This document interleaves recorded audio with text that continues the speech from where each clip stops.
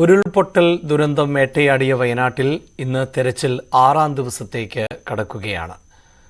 ചൂരൽമലയിലും മുണ്ടക്കൈ പ്രദേശങ്ങളിലും കേന്ദ്രീകരിച്ചുകൊണ്ട് തന്നെയാണ് തെരച്ചിൽ നടക്കുക. വിവിധ സോണുകൾ ആയി തിരിഞ്ഞാണ് ഇന്നും തെരച്ചിൽ തുടരുക.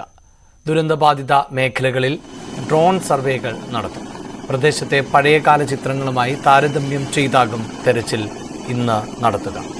അടിഞ്ഞുകൂടിയ മൺകൂനകളുടെ ഉയർച്ച വ്യത്യാസം മനസ്സിലാക്കിയായിരിക്കും പരിശോധന. ചാലിയാറിലെ തെരച്ചിൽ നാളെ അവസാനിക്കും. അതേസമയം ദുരന്ത മേഖലയിൽ ആദ്യം എത്തിയത് കൽപ്പറ്റയിൽ നിന്നുള്ള ഫയർഫോഴ്സ് സംഘമായിരുന്നു. ആ കാഴ്ച ഏറെ ഭീതിയോടെയാണ് ഇവർ ഇന്നും ഓർത്തെടുക്കുന്നത്. ആദ്യം അവരുടെ വാക്കുകളിലേക്ക്. എൻ്റെ പേര് അനിൽ. ഞാൻ കൽപ്പറ്റ നിലയത്തിലെ SFRയാണ്. എൻ്റെ കൂടുതലുള്ള കൽപ്പറ്റ നിലയത്തിലെ സഹപ്രവർത്തകനാണ്. ഈ സംഭവം നടക്കുന്നത് 29-ാം തീയതി അതിരാവിലെയാണ്. നമുക്ക് മെസ്സേജ് കിട്ടുന്നത് 1:45 മണി. നമുക്ക് കിട്ടുന്ന മെസ്സേജ് ഇങ്ങനെയായിരുന്നു: സാറേ, മുണ്ടക്കൈയിൽ ഉരുള് പൊട്ടിയിട്ടുണ്ട്, എത്രയും വേഗം വരണം, ഞങ്ങൾ ഉടനെ മരിക്കും. ഒന്ന് പെട്ടെന്ന് വരാൻ ഞാൻ പറഞ്ഞു, നിങ്ങളുടെ പേരെന്താണ്? എൻ്റെ പേര് മണികണ്ഠൻ സാറേ, ഓടി വരണം. വീണ്ടും പറയുന്നത് അങ്ങനെയാണ്. പിന്നെ ഫോൺ നമ്പർ എഴുതിയിട്ടില്ല, കാരണം നമുക്ക് ഫോൾഡറായിട്ടുള്ള കാരണം ഫോൺ നമ്പർ കിട്ടി. ഉടനെ തന്നെ നമ്മൾ ARTയിലും MUവിലായിട്ട് 15ഓളം ജീവനക്കാർ ഉടനെ തന്നെ സംഭവ സ്ഥലത്തേക്ക് കുതിക്കുകയായിരുന്നു. പോരുന്ന വഴിക്ക് പോളിടെക്നിക്കിൻ്റെ അടുത്തൊരു മരം വീണ് കിടക്കുന്നു. ഏകദേശം അരമണിക്കൂറോളം എടുത്തു ആ മരം മുറിച്ച് മാറ്റാൻ. ആ മരം മുറിച്ച് മാറ്റിക്കൊണ്ടാണ് നമുക്ക് മറ്റ് സേനകൾക്കും എല്ലാവർക്കും ഈ ഒരു സ്ഥലത്തേക്ക് എത്താൻ കഴിഞ്ഞത്.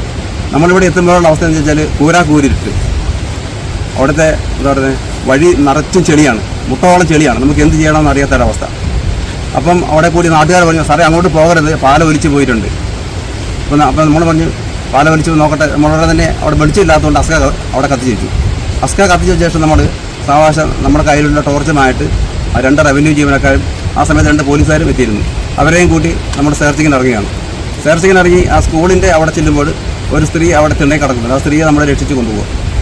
വീണ്ടും നമ്മൾ ആരെങ്കിലും ഉണ്ടോ എന്നൊക്കെ സെർച്ച് ചെയ്യാൻ നേരത്താണ് നാട്ടുകാർ വിളിച്ചു പറയുന്നത്, ഓടിക്കോ അടുത്തത് വരുന്നുണ്ടെന്ന് കേൾക്കുന്നത്. നമുക്ക് എന്താണെന്ന് മനസ്സിലായില്ല. ഞങ്ങൾ എന്തായാലും ശരി ഓടിക്കോ എന്ന് പറഞ്ഞതുകൊണ്ട് നമുക്ക് തോന്നി എന്തോ വലിയ സംഭവം നടക്കാൻ പോവുകയാണ്. ഉടനെ ഞങ്ങൾ ഓടുകയാണ്. കൂടുതൽ ഭയങ്കര ഭീകരമായ ഒരു ശബ്ദവും കേൾക്കാം. ഞങ്ങൾ ഓടി ചെന്ന് ഒരു ഗേറ്റ് കടന്ന്, ആ ഗേറ്റ് എന്താ ഭാഗ്യത്തിൽ പൂട്ടിയിട്ടില്ലായിരുന്നു. കറക്റ്റ് വഴിയിലേക്ക് കയറി ഞങ്ങൾ തേയിലത്തോട്ടത്തിലേക്ക് ഓടി കയറിയായിരുന്നു.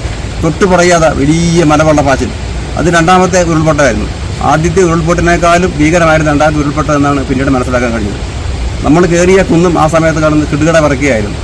തൊണ്ടയിലെ വെള്ളമെല്ലാം വറ്റിപ്പോയി നാവ് അണ്ണാക്കിലേക്ക് ഒട്ടുന്നൊരവസ്ഥയായിരുന്നു. വെള്ളം കുടിക്കാനില്ല. അവസാനം പെരുമഴയിൽ നാവ് നീട്ടിയാണ് തൊണ്ട നനച്ചത്. അപ്പം പിന്നീട് ഞങ്ങൾ നേരം വെളുത്തപ്പോൾ ഇറങ്ങി വരുന്ന കാഴ്ച, ഞങ്ങൾ നിന്ന സ്ഥലത്ത് മുഴുവനും വലിയ പാറക്കല്ലുകളും മരവുമായിരുന്നു. അപ്പം ആയുസിൻ്റെ ബലം കൊണ്ട്, ദൈവാനുഗ്രഹം കൊണ്ട് മാത്രമാണ് ഞങ്ങളിന്ന് ജീവനോടെ ഇരിക്കുന്നത്. ഞങ്ങളങ്ങനെ കുന്നിൻ്റെ മുകളിൽ കയറി ഏകദേശം 1 മണിക്കൂറോളം പേടിച്ച് അവിടെ ഇരുന്നു. പിന്നീട് മനസ്സിലായി ഏകദേശം ഒഴുക്കിൻ്റെ ഒരു ഫ്ലോ കുറഞ്ഞിട്ടുണ്ട്. ഞങ്ങൾ താഴേക്ക് ഇറങ്ങി വന്നു. ടോർച്ചുമായിട്ട് അന്ന് കുന്നിൻ മുകളിൽ കയറി നിന്ന ആൾക്കാരൊക്കെ രക്ഷിച്ചു. അപ്പോൾ ഇതിൻ്റെ ഇടയ്ക്ക് ഞങ്ങൾ ആദ്യത്തെ പൊട്ടലിൻ്റെ സമയം കഴിഞ്ഞ ഉടനെ വരുന്ന സമയത്ത് ടോർച്ചടിച്ച് പലരും അവിടെ നിൽക്കുന്നുണ്ടായിരുന്നു. അപ്പം പിന്നീട് ഈ 2ാമത്തെ ഉരുൾപൊട്ടിന് ശേഷം അവരെ ആരെയും കാണുന്നില്ല.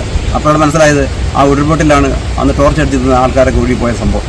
എന്തായാലും ശരി, അത് മനസ്സിൽ വളരെയധികം ആഘാതം ഉണ്ടാക്കിയിരുന്നു. ഈ ഒരു പേടിയിൽ ഞെട്ടലിൽ നിന്ന് മാറുന്നതിന് വേണ്ടി മണിക്കൂറുകളെടുത്തു. ഞങ്ങളുടെ പൾസൊക്കെ വല്ലാണ്ട് കൂടി.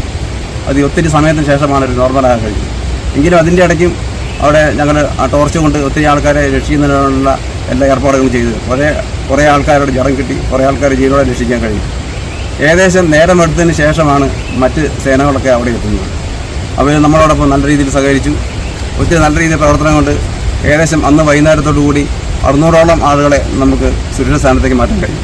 അതിന് നമ്മൾ ആദ്യമായി ചെയ്തത് രാവിലെ തന്നെ ഒരു താൽക്കാലിക പാലം ഉണ്ടാക്കുകയുള്ളതാണ്. അതിനുവേണ്ടി നമ്മൾ അവിടെ ചുറ്റുമുണ്ടായിരുന്ന കവുങ്ങുകൾ വെട്ടി ആ പുഴയ്ക്ക് കുറുകെ ഇട്ടു. നമ്മുടെ ഒരു 2 ലാഡറുകൾ കൂട്ടിക്കെട്ടി നല്ല ബലവത്തായ ഒരു പാലമുണ്ടാക്കി. ആ പാലത്തിൽ കൂടിയാണ് എല്ലാ റെസ്ക്യൂ പ്രവർത്തനങ്ങളും 2 ദിവസമായി നടന്നത്. പിന്നീട് ആ ലാഡർ കുറേ ഭാഗം പൊട്ടിപ്പോയി. എങ്കിലും നമ്മൾ പറയുക, ആ ലാഡർ എത്ര നശിച്ചു പോയാലും ശരി നമുക്ക് ഇത്രയും ആൾക്കാരെ ജീവൻ രക്ഷിക്കാൻ കഴിയില്ലെന്ന് നമ്മൾ പറയുകയും ചെയ്തു. പിന്നീട് പിറ്റേ ദിവസവും വന്നും ബോഡിയും മറ്റു ആൾക്കാരെയും മറ്റ് ഭക്ഷ്യവസ്തുക്കളും എല്ലാം കൊണ്ടുപോയത് നമ്മൾ താൽക്കാലികമായി കെട്ടിയുണ്ടാക്കിയ ഹൊറിസോണ്ടൽ റോപ്പിലൂടെയാണ്. അതിലൂടെ നമുക്ക് ഒത്തിരി കാര്യങ്ങൾ ചെയ്യാൻ സാധിച്ചു. സേനയുടെയും മറ്റു സേനാ വിഭാഗങ്ങളുടെയും എല്ലാ വിഭാഗങ്ങളുടെയും ഒത്തിരി മികച്ച പ്രവർത്തനം കാരണം നമ്മുടെ രക്ഷാപ്രവർത്തനം നല്ല രീതിയിൽ മുന്നോട്ട് കൊണ്ടുപോകാൻ കഴിയും.